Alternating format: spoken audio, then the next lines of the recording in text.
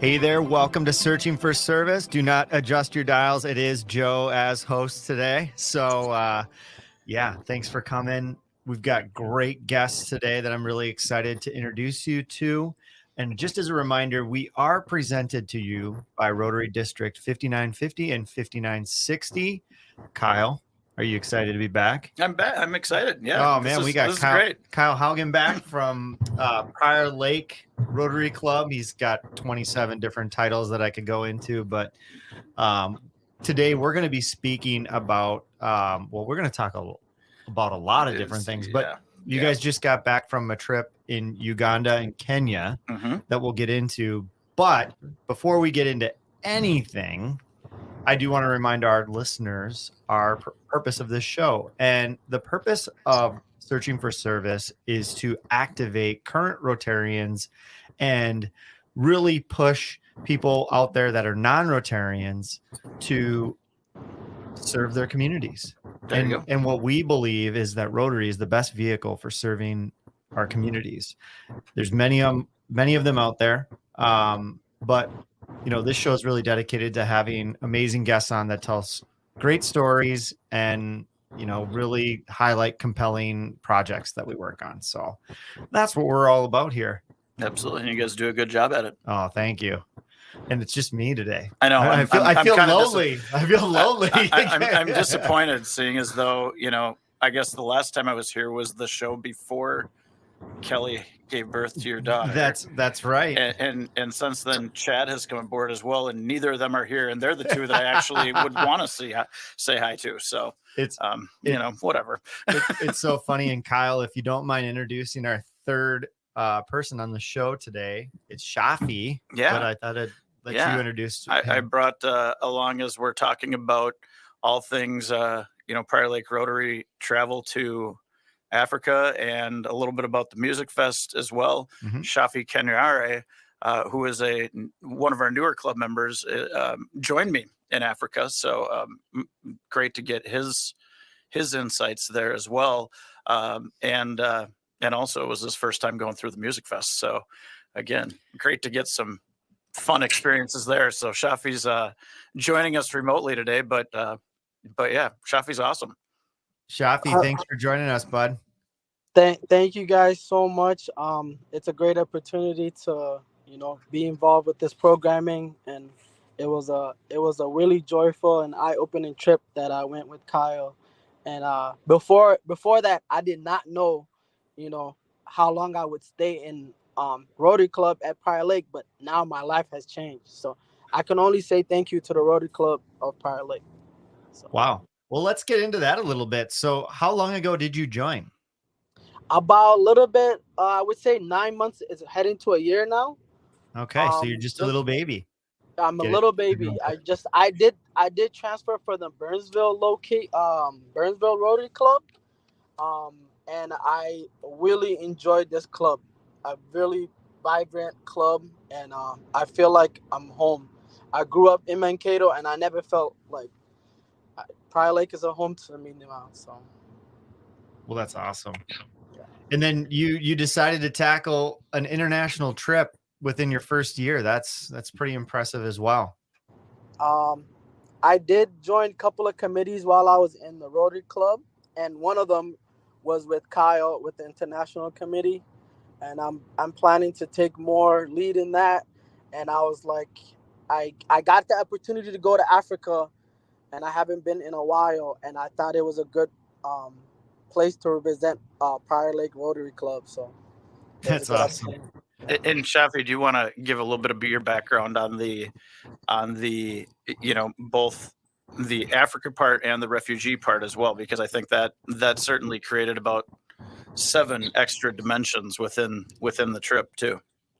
Yes. So for me, the biggest thing was I am the only African in the Prior Lake community, like Prior Lake Club, but to go there as a refugee representing our club was huge for me, and some of the areas that we focus on, water, hygiene, and all those things, like I experienced that firsthand growing up in Africa as a refugee coming to the United States. So from my experience, it was just it was mind blowing, and it's a You- life changing experience. So you really went full circle. Like you Yeah, left, correct. you substantiated yourself here, and then you went back and were able to serve the very communities that were just like the ones that you left. That's pretty amazing story, and I'm excited to get more into that in one of our next segments here. But I do have to pivot gears really quick. Kyle and I were talking a little bit before the show, and he had just mentioned that he's 24 hours into the Prior Lake Rotary Club's foreign exchange student from Spain, and he was just sharing the experience of welcoming this student.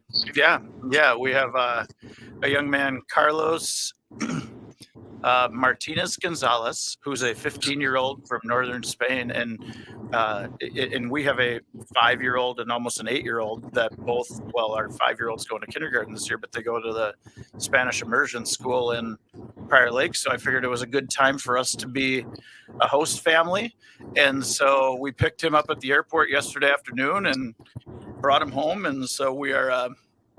For the first time as host parents. I've done it 3 times growing up with my parents, where I was a host sibling.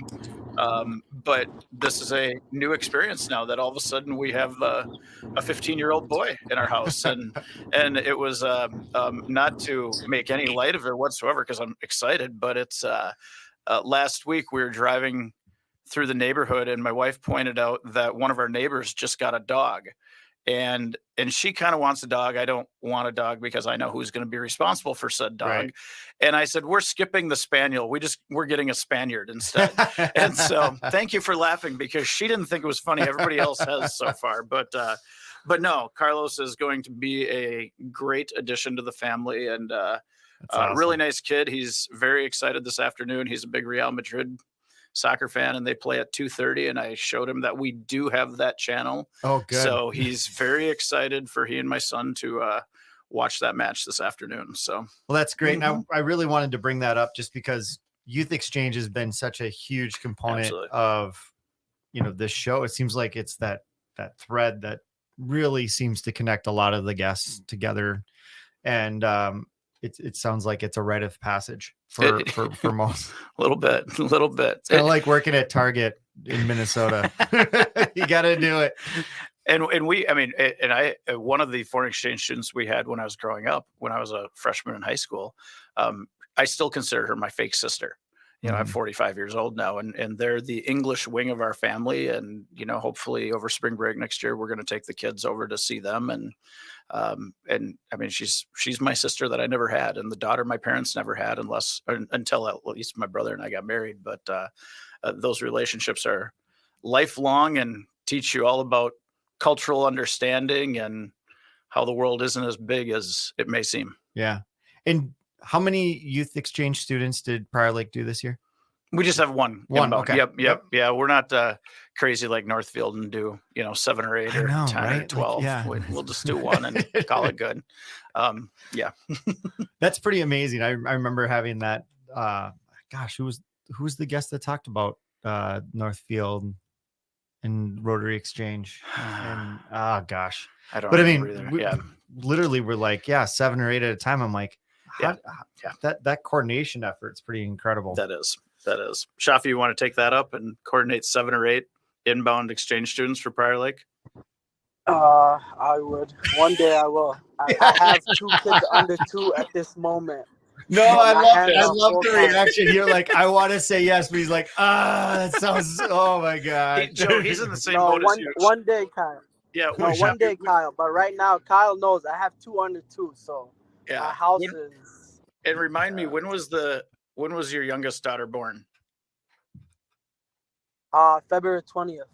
Okay, so just before yours, Joe. You're in similar weed territory as Kelly and I. We have a 5-month-old right now. So, and then also a 6 and an 8-year-old. So, we get that joy too. Actually, it's fabulous. I don't know. We'll move off the Rotary subjects and we'll just talk about 3 dads of kids that are 8 and under here, and just go, okay, here's life. I think just to kind of wrap up this segment, we got a couple minutes left. Shafi, why don't you go ahead and share what your favorite experience so far in your Prior Lake Rotary experience? What's your favorite? I hope he's still there. I hope he's still there. Yeah. He might not be. Well, what's your favorite? Oh, what's my favorite? What's your favorite for him?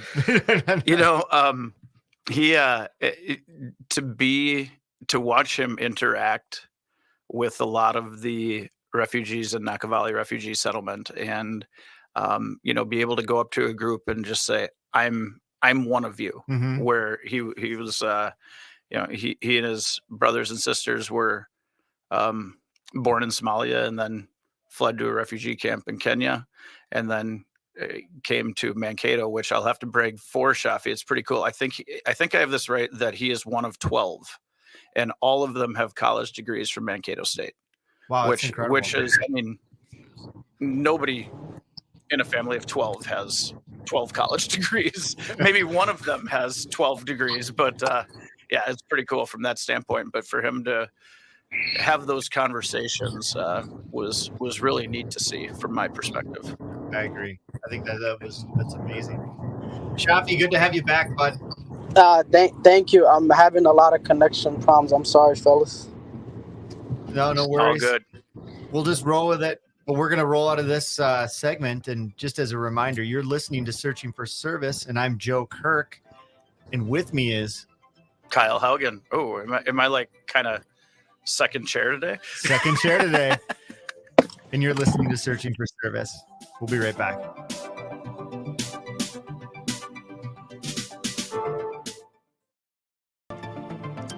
Hey, welcome back to Searching for Service. I'm Joe Kirk. And just as a reminder, you can find us on any of your podcasting platforms by searching for Service. There you go. And you can rate them too, right? That's right. We like comments and likes and 5 gold stars. I tried to give mine from last time. I tried to give it 3, but you could only rate the podcast itself, not each individual episode. So I couldn't downgrade my my episode. That's fine. I'd have came and hit you with a tack hammer anyway. And then, do we still have Shafi on? Nope, doesn't sound like we have Shafi. Okay. All right. Well, what do you want to talk about instead, Joe? Well, let's talk about the trip. I mean, the whole idea of having you back on is to talk about this amazing trip. It's great to have some insight from Shafi here early on. And then, so let's give us a little update on that. So it's Uganda and Kenya, correct? Yeah. Okay. So it was the original plan for the trip was to go back to Uganda. I had been there in 2019, and to go back for World Refugee Day, which is June 20th, partly because they have big celebrations for World Refugee Day, including a couple of the people in the Naka Valley Rotary Club have created and put on a soccer tournament for peace for 13 to 15 to 16-year-olds. And the final match is on World Refugee Day. And in the 2 years they've done that, I've helped raise the funds for it. So I wanted to be there for that. But also to check on, different projects that our club and a couple global grants that we've sponsored with the help of, I think between the 2 global grants, there's something like 55 or 60 Rotary clubs from not only around Minnesota and the 2 districts, but around the United States, and a lot of districts supporting it too. There's a lot to go see in Naka Valley. And so that was the main part of the trip. And then our club also did a project with Global Water First, which is the social benefit corporation version of H2 Open Doors, which I know you've had a couple other guests that have talked about the involvement in water filtration systems and water enterprises down in Guatemala. Yep. We provided the financial support for a water filtration or a water enterprise in Kenya. And so it was one of those things that I kind of went, well, as long as we're in Africa, might as well go to Kenya as well. So we got to, we went for about a day and a half is all, but I figure it's like from here to Denver. So let's just hop on a plane and go over. And so we went into the Masai Mara and got to see where that water filtration project is done, and it's providing clean water, and they're just getting their licensure from the Kenyan government to be able to sell the water as well. Oh, very which cool. not only will, provide safe water for the first time for people in this community, but also create additional sources of revenue that they can use to provide more social infrastructure for everybody that lives there. And what I didn't know going into it that I learned while there is the Maasai people in Kenya. The Maasai tribe used to be the very strong and powerful tribe in Kenya. And over time, as Nairobi has gotten bigger and the just the overall sway of the big city, the Maasai people have started to become a little bit marginalized, and it's become even more marginalized with they've gone through severe drought over the last number of years as weather patterns and climate has changed. And so their cows are dying and their crops aren't growing because they're farmers. And so what's happening a lot is they have a lot of people either from Nairobi or from the big business world that are coming in and lowballing them offers on buying their land. And because it's something, they take that. So they're giving up their essentially ancestral land and having to then move, and they move to Nairobi or whatever, where they're more assimilated into today's Kenyan society and culture. And so it was very striking. It was Shafi and myself from our club, but then we also had a lady, Elizabeth, and her daughter from Canada that went with us. And hearing this story, I kind of said, well, this is very similar to Native Americans here in the United States. And she piped in and said, I was thinking the same thing about the First Nation people in Canada, where it's that marginalization of the culture. And so really, I looked at Amos, who was the leader of that group there, the organization that Global Water First partnered with. And I said, so this is more than just providing clean water and additional income. This is cultural preservation. He said, exactly. And that to me was really meaningful, that part of the trip. And then certainly being in Nakavali with people that I met there 4 years ago and interacted with, and seeing how they're doing and seeing some of the things they're doing, being there for the soccer tournament, which was just one of the coolest experiences I've ever been a part of, and watching Shafi interact. It was also And cool. you said that the soccer tournament was like teenagers. Yeah. Okay, yeah, cool. Yeah. Very cool. And the final match, so they had a girls game. Actually, I think they started with like an adult version just as an exhibition, and then they had a girls championship match, and then the guys championship match. And I was talking to some other people and wandered off to buy something for my daughter, and came back, and I didn't know what the score was. And all of a sudden, as the game ended, and there's a few thousand people at this match, and they all start, like, from one end of the soccer pitch, which is just a dirt area. I mean, 20 minutes before the match started, there's trucks driving across it. They start walking across the pitch. I'm like, wow, they wasted no time in just turning this back into the parking lot. What I didn't realize was the score was tied. And so they were moving out to midfield to watch the penalty shootout. And then it got to like round 7 of the penalty shootout as well. So that was really cool. And at one point, Shafi and I looked at each other, and I said, I want to get closer to take videos here. And I said, I think I can do that, since, we basically raised the money for this. And so we were out not too far from behind the kickers. And I have some really cool video of just showing the whole thing in those last couple of attempts. And one guy kind of peacocking his way into being cute about things, and then shanks it totally wide. And then the next guy and the crowd just jeering him. I mean, as we would, I mean, it was anywhere. And I mean, me being a big sports fan, it was very much, this is the language of sport, regardless of where you are. And then when the next kid made the winning shot, and his team and their supporters kind of mobbed them. And one of his teammates, as they walked by, he was in tears. I mean, he was crying for joy at that point. So it was really cool to see this community of people come together. And Naka Valley is, there's about 150,000 people from 13 different countries. So they all live in their own neighborhoods a little bit. Mm-hmm. And so seeing that national pride from, and I don't remember where that group was from, but seeing that was really exciting. And watching Shafi, who's a former soccer player, was like trying to find the number 10, the guy that scores all the goals on each team, and talking to them and giving them little pep talks beforehand. That was fun too. Yeah, he's back. Yeah, no, Kyle, man, that tournament was so amazing, and the kids, it brought joy to them, and it was like something that's not routinely, that doesn't happen, and having those kids come and actually play the sport that I love, it was like a beautiful place, And we have a motto at the Prior Lake Club, doing good, serious fun. I had the best time seeing those kids play, the best time. So, you'd mentioned, since you'd been back there 4 years ago, what was the largest difference that you saw from, like, did the project have a significant impact, or was it more like you were coming back to old friends? Or I don't think there was a lot of difference.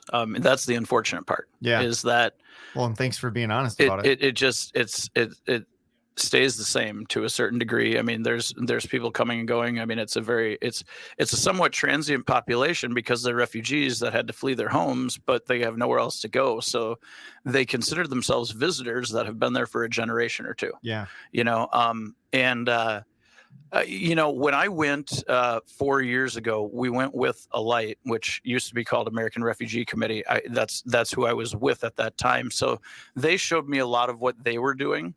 And this time it was more, essentially, I put the trip together and led the group of Shafi and Elizabeth and her daughter, and we worked with the the refugees in camp, which was really cool, because like we would let Elizabeth and her daughter go with our driver to a relationship they had, to go to that guy's house for a couple hours, and Shafi and I would just walk around with the Rotaractors throughout camp, and it was that was really cool, because we got to see more of what it was really like, and certainly not any just centralized area, but you got a little bit more of the real experience. Yeah, and got to go into houses and sneaking through this little path from point A to B, and seeing some of that stuff. And a couple times I looked at Shafi and went, this is like the Disney version of this, meaning that it looked like it wasn't real. It's like, this is,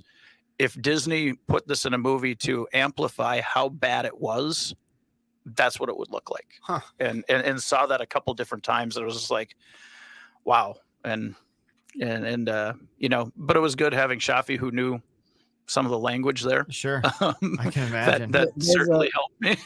Yeah, no, there's a large population of Somali community there, which I'm from Somalia. Having that large community there for generations as well, when they did flee from Somalia in the early 90s, and they've been there, this is a couple of generations in, it did help. Like, hey Kyle, I'll be right back, and I would go on my own and just talk to the kids, talk to the parents, and see what more can we do, and try to get more projects or more things done over there. So yeah. Hold your thought there, Shafi. Yeah, Joe's antsy for a break. I talked too long. Okay. And just as a reminder, you are listening to Searching for Service. I'm Joe Kirk. We'll be right back. Welcome back, everybody. This is Searching for Service. I'm Joe Kirk. And as a reminder, we are brought to you by Rotary District 5950 and 5960. And you can find us, Mr. Haugen, where? Sorry, I wasn't ready for that one. Oh, that was your tryout. You failed.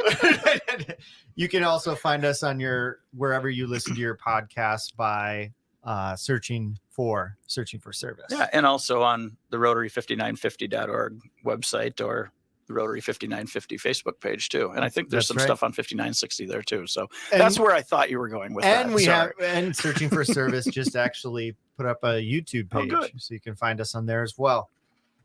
So we were just talking about the project, and Shafi, you had mentioned how nice it was to be able to, speak with some of the locals, and how there's a pretty large Somalian contingent within the city. Can you expand a little bit more about maybe a time or two that you had an interaction with some folks that you were able to get excited about? So Kyle had to handle some emails or some things that he had to work on. So I was like, hey, I have to go to the mosque real quick so I could do prayer. So I went. There's a large mosque there within my community. So I went in there. Some of the guys, I had a Coke bottle that I was drinking on my trip, because it was either water or Coke. Me and Kyle we would go back and forth, shop for a lot of water. So I had a Coke bottle, and the kids were like, "Can we have them, please?" And I'm like, "It's open. I already used it, but if you want, go ahead." So it was just a lot of heart. I felt like I was welcome. They were like, "Can we take you around the shops, introduce you to some of the leaders there?" I think it would be great for them to see somebody that is from their community be part of the Rotary Club. So it was kind of shocking to them. They're like, "We never seen someone like you." So it was pretty amazing. That was the first day we were there, and I was a little jealous. And the things I was taking care of was my bags. When we got there, my bags did not get to Uganda. And so they came in the next day when we had already left the Kampala area, or Entebbe, where the airport is. We'd already driven these 6 hours south down towards Nakavali. So when my bags got there, and then I had a total of 11 laptops in the bags as part of one of the global grants. And one of those bags made it through and was on its way to Mbarara, which is a city near Nakavali. The other one, they held it up because it's like, well, why are these 6 computers in this suitcase? And so there was a Rotarian in the South Kampala Club that was acting as my representative to go get them out of, customs jail, basically. And I had to put a letter together basically authorizing him to be my contact. But yeah, they said, Shafi goes, "Oh, they're just going to take me over to the mosque." And he comes back and he goes, "And we saw this, and we saw this, and we saw this, and we saw this, and we saw this." And I'm going, I wanted to see all that stuff. But I think one of the other days, there's 3 main neighborhoods in Nakavali. There's the base camp area, which was the original part, and then Juru, which has been built up. And now a lot of the newer refugees that are coming are in a place called Rubundo.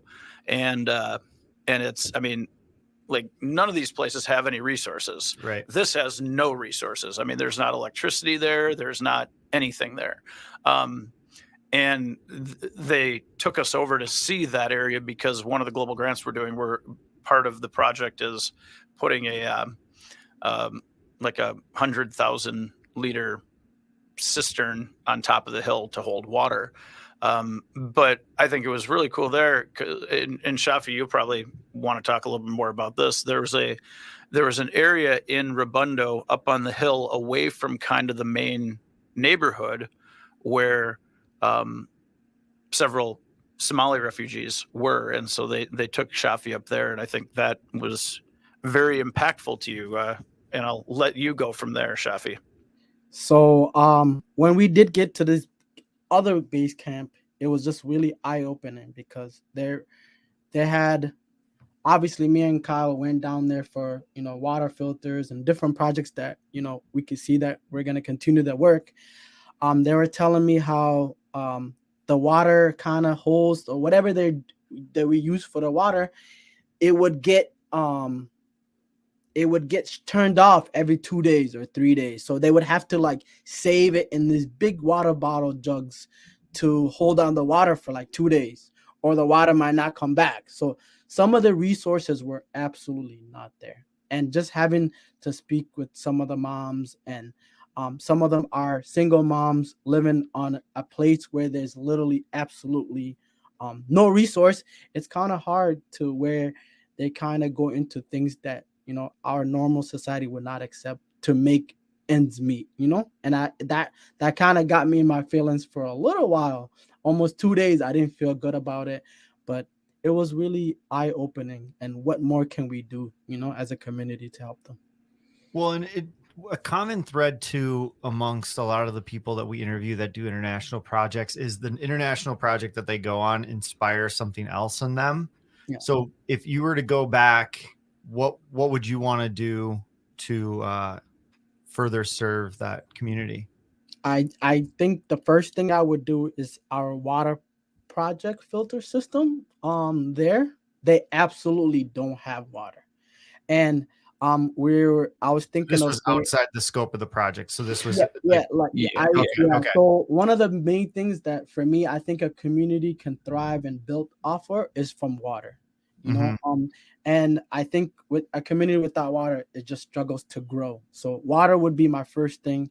And we thought about try to figure out a way to put a community garden so they can garden some food and not, because they didn't have a reliable transportation, and they were kind of a couple of hours away from the main um, refugee settlement. So it was just like the drive. Some of them you would see them biking, putting their, you know, the bananas or whatever fruit they can find on top of their head and walk for miles, you know. So for me, the biggest thing was try to figure out a way we could do a community garden and like a way of resource of water.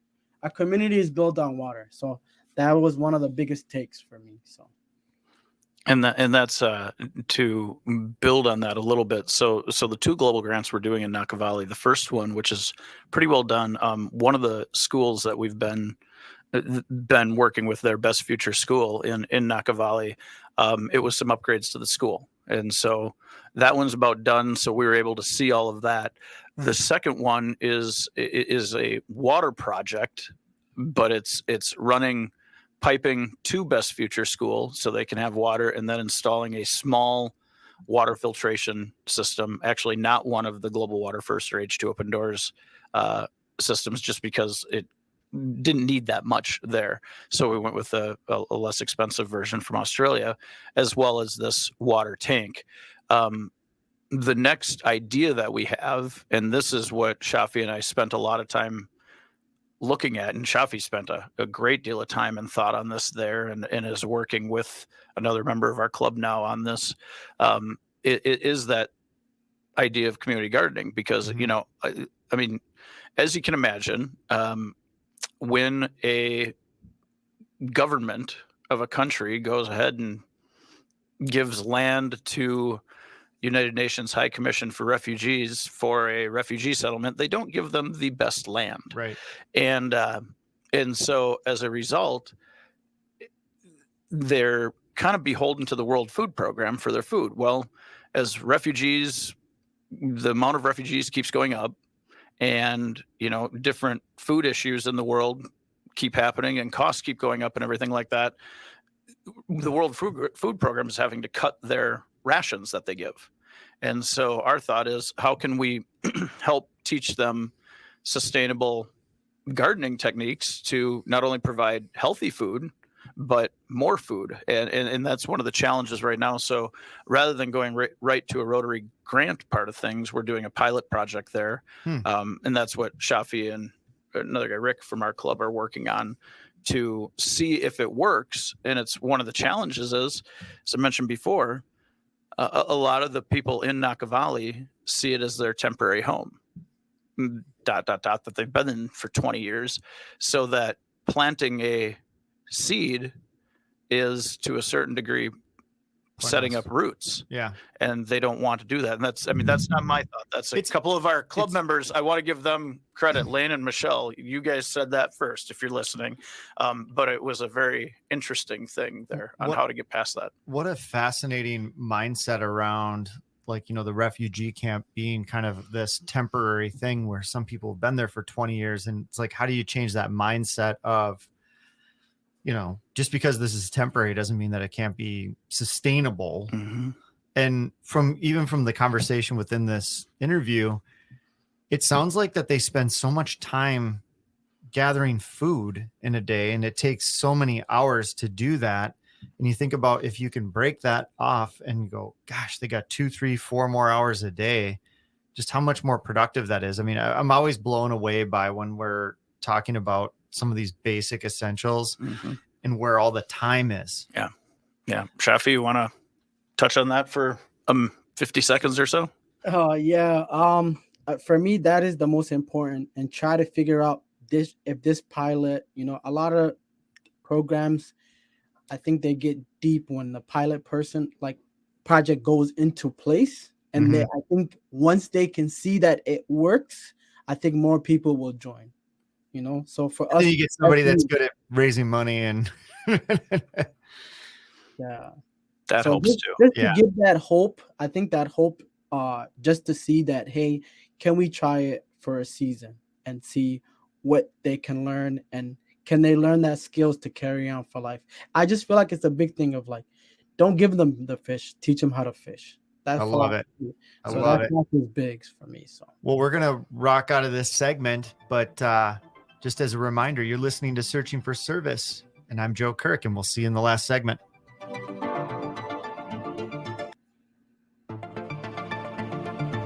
Hey, welcome back to Searching for Service. I'm Joe Kirk, and just as a reminder, we are brought to you by Rotary District 5950 and 5960. Kyle, it has been a fun ride again. Absolutely. It's good to be back. Yeah. And we figure that we'll kind of wrap up this last segment is, let's kind of tie up the trip to Uganda and Kenya. And you've got a good little story on getting in. Well, I mentioned my luggage part of things, but that was the second hassle that day. Shafi, how did getting into Uganda work for you? So after I got back to the States, about 2 months later, I got my visa accepted to be in Uganda. Once he was back here. Once I got back, a month and a half, 2 months back, I got my visa approved to be in Uganda.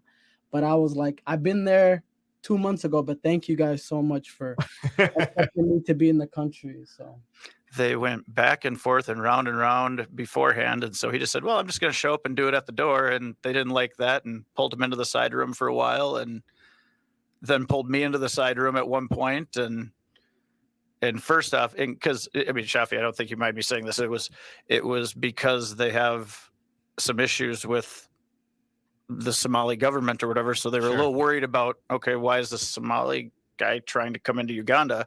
And one of the ladies, when I went back there, she actually apologized. She said, sorry, I know we're racially profiling, but we have to do it. I said, I don't think I can criticize that. I mean, I understand. I don't like it, but I understand. And I can't criticize. I'm from the United States. We're the worst. and she laughed. But then a few minutes later, I said, look, this guy's a good guy. I'm vouching for Shafi. And they go, well, how do you know you're not just saying that? I mean, he could be a spy for the CIA and you could be his handler.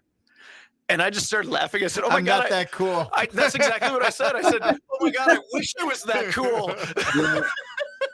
And he said, nope, I'm just here to do some water projects and stuff. So the name's Kyle Bond.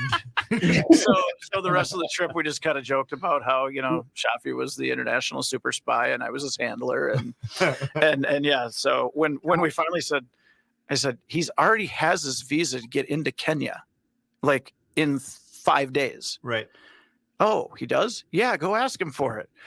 And that's when they got through it. Other than when they were asking you for what was the top bid? $500 to let you in? $500. So it started at $30 and it moved to $200 to then it was a $500 bid. Says money can't buy you happiness. My thing was everybody wanted to help me and so helpful. but it was gonna cost me $500, where the visas was $50. And my thing was, sounds like a bad deal. Kyle is a cool guy. I'm a cool guy, but we're here to do community service. Yep. Can you please let's work together to figure out?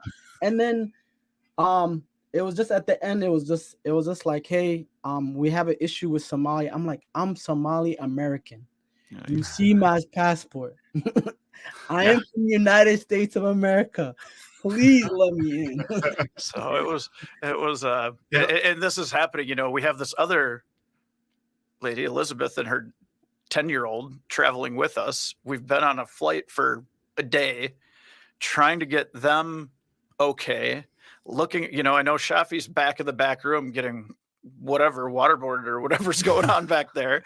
And I'm looking, you know, I'm standing at baggage claim going, my bag's not here. Where's my luggage?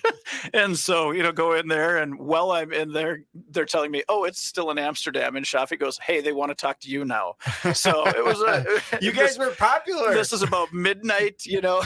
Yeah, look at it this way. Next time you guys go, you guys will be able to just meet some old friends and be able to be like, hey. I do have my the new visa. It doesn't expire for a whole year, and I didn't use it yet. So maybe there you go. There you go. There you go. You can tell your wife, honey, I have to go back. Yeah. I have this visa now. And I'm not going through that crap again. Yeah, it was pretty. It was pretty amazing. So, you know, Shafi, I wanted to make sure that we did just spend a few minutes on. You're doing some pretty cool stuff within the Prior Lake School District too, in terms of bringing in, you know, and we're going to just kind of change some gears because I know you're bringing in culturally appropriate food into the schools. Talk to us a little bit about that, how that started, and you know where it's going. Shafi, I wasn't going to let you get on a podcast and not talk about that. This is so cool. So, as a refugee, as growing up in a small town, Mankato, you know, one of the things that as an adult I promised myself is to make a change, you know, whether, you know, I find good people within districts that are willing to listen. So we have this thing going on called Try Tuesdays and World Wednesdays in the Prior Lake schools.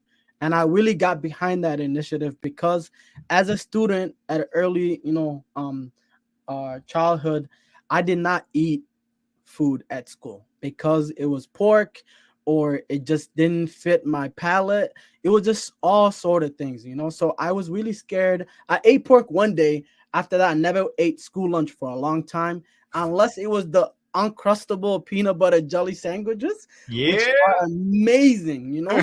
I think after it was like Michelle Obama that kind of took that away. But for me, once I got into, you know, working with the Rotary and working with different people in the community, I really saw this opportunity to change school lunches in a better way. It hasn't changed since I was a high school or a middle school. So for me, it was, can we bring the you know, World Wednesday to different school districts? And Prior Lake was the first. What kind of food are you bringing in? It's literally African food, Latino food, any sort of food that the kids might be interested in, you know. So for me, the first one we have done was Somali rice and sambusas, right? And I have the video to show you. The line, it never got that long at the high school or the middle school. And I took pictures of the kids' plates just to see see if they would eat or not. The food ran out in the first. No way. The food ran out in the first lunches, correct. So all those school district folks out there, I think we all need to get together and figure this out. Yeah, and I work with, you know, a really amazing you know, restaurant. It's has 4 locations. It's called Afro Deli. They just won the Small Business Award of the Year and in the nation. It's located here of the city of Minnesota. Like they're located in St. Paul, Minneapolis. They're at the U of M campus, so they service everyone. They're in the airports, so at some point someone did have the food, and they were like, "Oh, it's amazing," but they didn't really connect it. How can they serve these students at where they're at? So for me, and they're also in the state fair. So if you do go to state fair, in the state fair this year, so it's pretty huge. So.